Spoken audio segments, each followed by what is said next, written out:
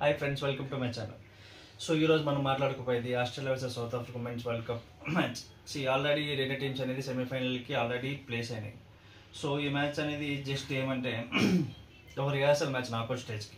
So మనకు already తెలుసు top 4 టీమ్స్లో ఏమేమి ఉన్నాయి: Australia, England, South Africa, India. So ఈ మ్యాచ్ అనేది జస్ట్ నాకౌట్ స్టేజ్ ప్రిపరేషన్ మాత్రమే.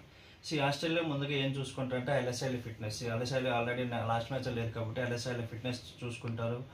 ఇంకా వాళ్ళకి నాకు స్టేజ్ ఎల్ఎస్ఐఎల్ అనేది చాలా ఇంపార్టెంట్ కాబట్టి ఆ ఫిట్నెస్ చాలా ఇంపార్టెంట్. అండ్ ఆస్ట్రేలియా ఇప్పుడు స్టాండ్ అండ్ కీపర్గా తాయిలం ఎక్రాజ్ చేస్తుంది. సో ఆస్ట్రేలియా టీం గురించి మనం మాట్లాడుకుంటే ఆస్ట్రేలియాకున్న డెప్త్కి వాళ్ళు అవతల టీం ఏ స్కోర్ బోర్డ్ ఇచ్చినా కూడా అది ఖచ్చితంగా చేసే టాలెంట్ వాళ్ళకు ఉంది. ఎందుకంటే వాళ్ళకి lower order up to depth number 10 వరకు కూడా వాళ్ళు బ్యాట్స్మెన్స్ ఉన్నాయి కాబట్టి సో వాళ్ళకి ఫస్ట్ 10 ఓవర్స్ వికెట్ పడినా కూడా వాళ్ళు ఖచ్చితంగా ఏ చేసి ఇచ్చినా కూడా టార్గెట్ చేయగలరు. మన సౌత్ ఆఫ్రికా విషయం వచ్చి ఏమైందంటే సౌత్ ఆఫ్రికా దాని వరల్డ్ కప్లో ఫస్ట్ మ్యాచ్ మాత్రం చాలా పెద్ద లాస్ ఇంగ్లాండ్ మీద. వాళ్ళు సమ్ 50-70 రన్స్ ఆల్అౌట్ అయిపోయినారు. ఫ్రమ్ ఆ ప్లేస్ నుంచి వాళ్ళు నెక్స్ట్ 5 మ్యాచ్ ఆన్ ట్రాట్ గెలిచారు. ఆన్ ట్రాట్ గెలిచడమే కాకుండా వాళ్ళు శ్రీలంక టీంని డామినేట్ చేసినారు, పాకిస్తాన్ టీంని డామినేట్ చేసినారు. ఇండియా మీద ఒక లాస్ట్ 3 అవర్స్ ఇండియా మీద మ్యాచ్ గెలిచినారు. ఇలాంటి ఇంపార్టెంట్ మ్యాచెస్ గెలిచినప్పుడు వాళ్ళకున్న కాన్ఫిడెన్స్ అనేది చాలా ఎక్కువగా ఉంటుంది.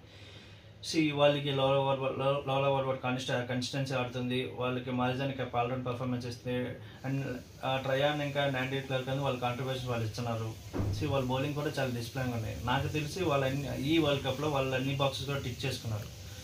ఈ లాస్ట్ మ్యాచ్ ఒకవేళ ఆస్ట్రేలియా మీద కానీ గెలుస్తుంటే వాళ్ళు చాలా పెద్ద స్టేట్మెంట్ అనేది పాస్ చేస్తారు వరల్డ్ కప్ మొత్తానికి.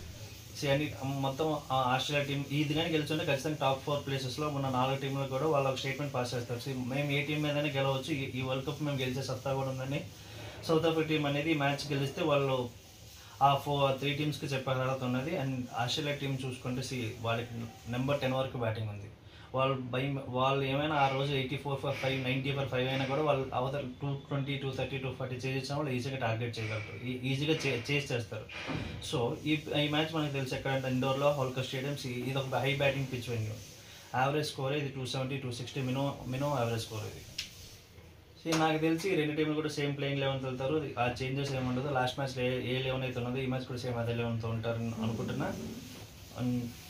చూద్దాం మ్యాచ్ ఎవరు గెలుస్తారు. And please try to subscribe and share and like. Thank you.